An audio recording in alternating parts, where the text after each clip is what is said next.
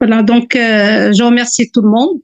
Je remercie l'assistante. Je remercie le CAPT pour nous avoir donné cette occasion de faire un certain réseautage entre la Tunisie et le Maroc.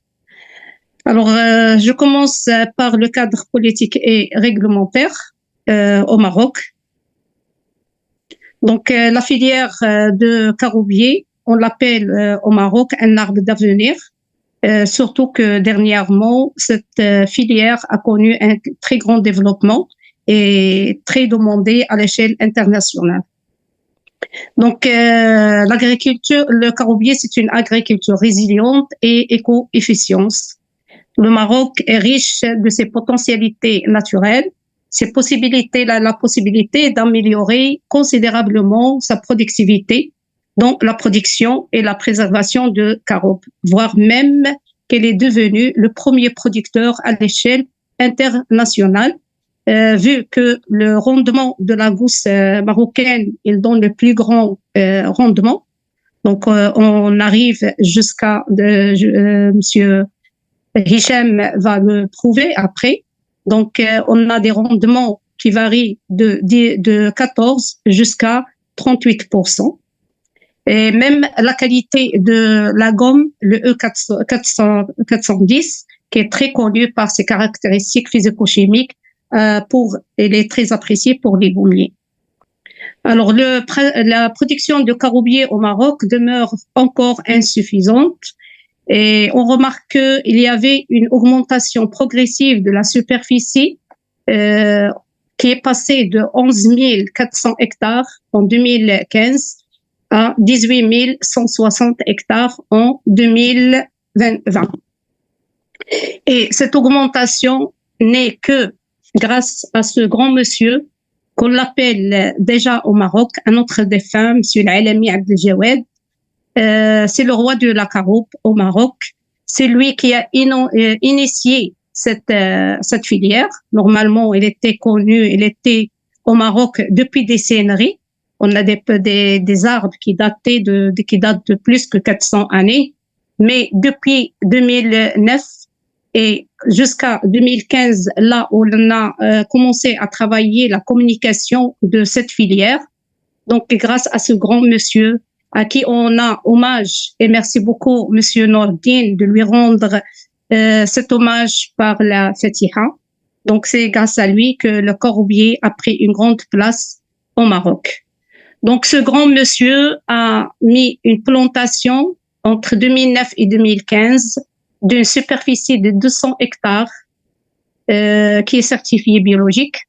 Et en 2017, il a mis en place la plus grande usine ou bien de la transformation de la caroube qui comprend maintenant deux parties, la partie de concassage et la partie de la torréfication et de la farine de la caroube.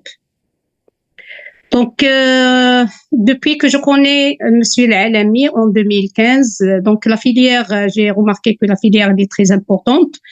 Et pour le premier temps, en 2015, on a créé la première association nationale de la filière de la caroube qui s'appelait avant ANAFCA. Alors, le Maroc, comme plusieurs pays de parcours méditerranéen, donc, et surtout ces dernières années, on connaît une sécheresse inédite. Donc, on cherche des plantations alternatives qui ne nécessitent pas assez d'eau. Et c'était le cas pour bien sûr réserver les ressources hydriques. Donc, on a pensé au caroubier et pour cette raison que le ministère de l'Agriculture biologique l'a intégré dans sa stratégie, dans la stratégie Green Generation de 2020-2030. Donc, et pour à la suite de cette nécessité, donc le ministère nous a incité à créer la Fédération interprofessionnelle de la caroube, qui s'appelle maintenant la FINA, qui a été créée en 2019. Donc voilà, donc ce sont les écrits qui ont été faits fait entre le ministère et la fédération, c'est-à-dire qu'elle s'est concertée avec nous concernant le degré de la représentativité. Donc, on a fixé les 60% de production et de la quantité productive et 60% de la partie transformation et commercialisation en quantité et en nombre des acteurs de la filière. Donc, en 2023, 21, je pense, c'était la publication du premier arrêté de la filière dans le bulletin officiel, qui est connu maintenant autant qu'une filière qui est filière indépendante, parce que avant on pensait l'intégrer dans les plantes aromatiques et médicinales ou bien dans la fédération des arbres fruitiers. Mais on a beaucoup d'exemples, par exemple l'arganier, l'olivier, qui sont des filières qui sont indépendantes. Donc, on a fait un plaidoyer pour que cette filière soit officiellement une interprofession. Après, pour avoir maintenant, c'est dans le cadre juridique, donc pour avoir une reconnaissance. Malheureusement, avec le décès de Monsieur Al-Alami, qui était le président de la fédération, donc on a recours, donc on était en train de préparer le dossier de la reconnaissance et on était en train de structurer la filière par création des associations régionales.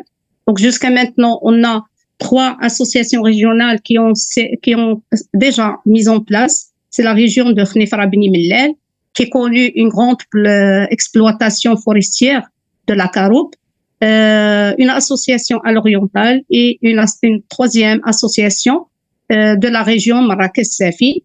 On attend la création de 2 autres, Knesfes et la partie du nord. Donc voilà, je vais pas tarder pour vous remercier. Donc le cadre juridique d'exploitation le caroubier au niveau de la forêt, elle régit de la même façon que la Tunisie. C'est avec le Daher de 1917, c'est le pectorat qui l'a imposé. Donc toujours avec le droit d'exploitation et le paiement, le laisser-passer, qui peut-être bloque certains producteurs ou bien certaines coopératives qui exploitent cette filière. Mais Inch'Allah, avec la fédération, donc on va continuer encore à plaidoyer et faire le plaidoyer pour chercher une solution pour ce Daher qui date de 1917. Je vous remercie et je vous donne la parole, Monsieur Edouard. Merci beaucoup, chère madame, et merci pour